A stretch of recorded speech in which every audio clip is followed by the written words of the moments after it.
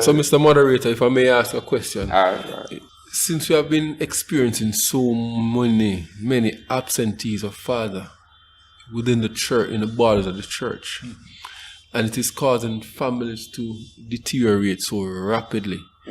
Some we can see, some it's really under the carpet. Can't see it yet. Right? What are some of the mechanisms we can probably implement to help some of the wayward children? All right. Because it do a lot. It creates a lot of damage. That is true. In preparing for this, one of the things that I thought of, but did not add to this, would have been the response to that, which is mentoring. But that would take another days. That's a complete discussion in by itself, right? Because here we have one of the reasons I wanted to get, like Younger Brown, somebody who doesn't have children yet, right? But at the same time, might be in a situation where he could mentor a younger male, right? And the Bible speaks to situations of mentorship, right? And, giving yield to older and wiser individuals. Perfect example, Paul and Titus. Good. All right. So let us, bear in mind that some of the times, and we are going to find this especially in the church, because remember, the church is a hospital for what? Sick and broken people. Everything, everybody. Anybody and everybody is open to come to church. So we are going to find families in there where they're going to be missing a father, be it because of irresponsibility, death, be it because of death, for whatever reason. However, you can offer something and step in to help a situation by a simple talk, by a lunch money. Maybe you don't even have to say a word. The mother is in need and you have an extra, or you have to make a sacrifice, even if it's not extra, and help that individual, that other boy, that other girl, that other child, and that bridges a gap to show that, listen, a biological father is not necessarily the only father to care. Hence we have a larger body of fathers that we can look towards. Hence my passion for men's ministry, that some people may not even understand. You see,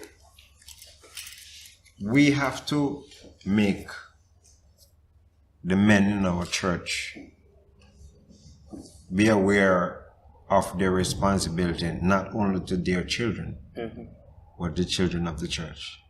A lot of us may have been fortunate to have had a father in our house when we were growing up. I'm not one of those. My father was always away. He was either in England or he was in Canada. But I tell you something that you may not know.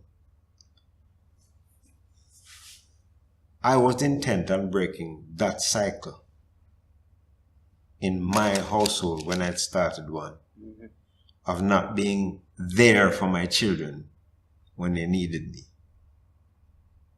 And that may be the reason why I'm so close to my children, very close to them. So close sometimes that I think my wife gets jealous. But my kids have grown up to understand that you can call daddy anytime, anywhere, anyhow, talk to him about anything. That's a relationship. Because of that relationship. I want men in church to understand that we may have grown up not getting a hug from a father and somebody to say, son, I love you. Some of us may even grow up in situations where hearing that word I love you may seem kind of little funny. Yes, that word they love come here. But I purpose in my heart that my children will only get sick of hearing those words. And so we are a very close-knit, hands-on family, where we hug very often, and we will kiss very often, and we will say, I love you very often.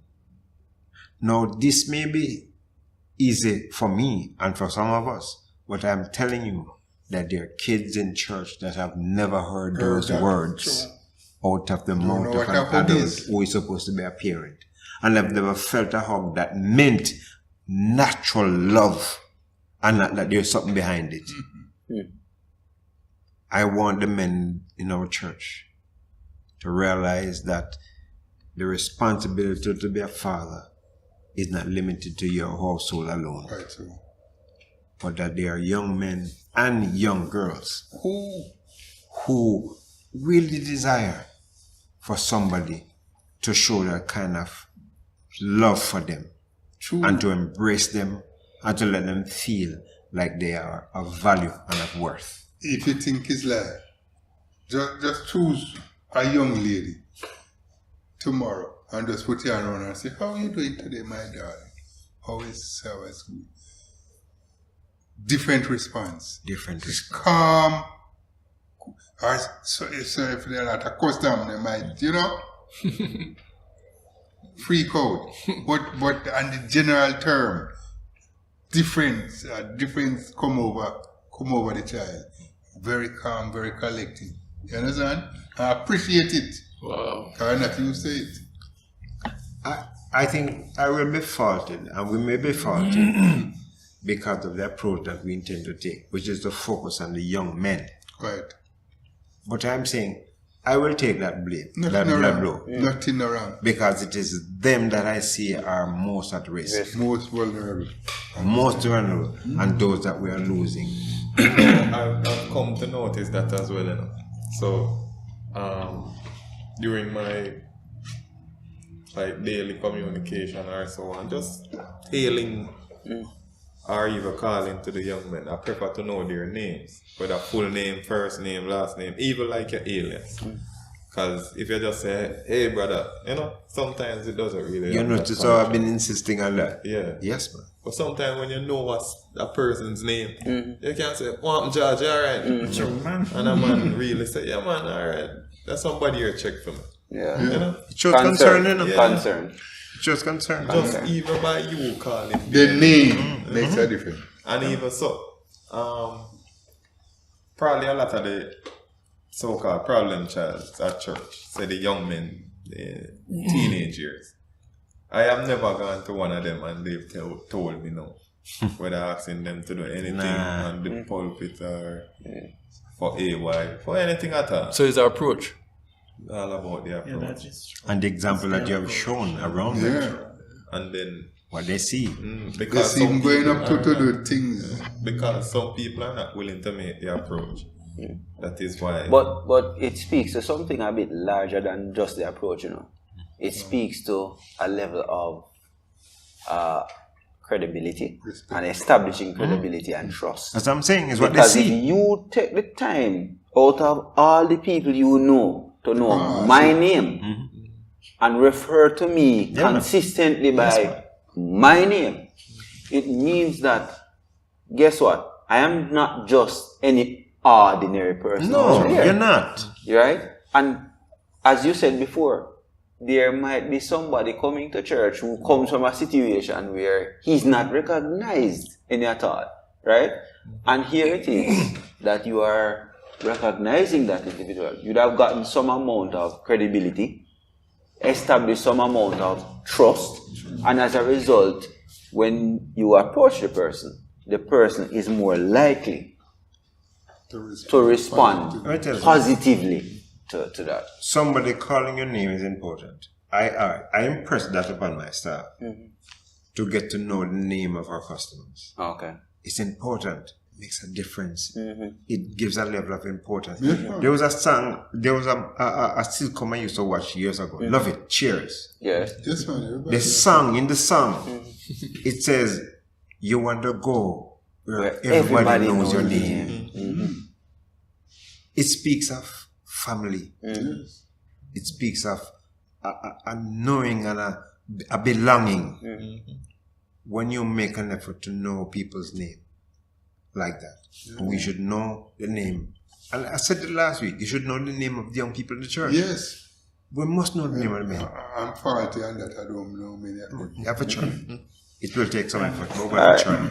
All right, we go to the last 2 points here. One, being a better husband so you can be a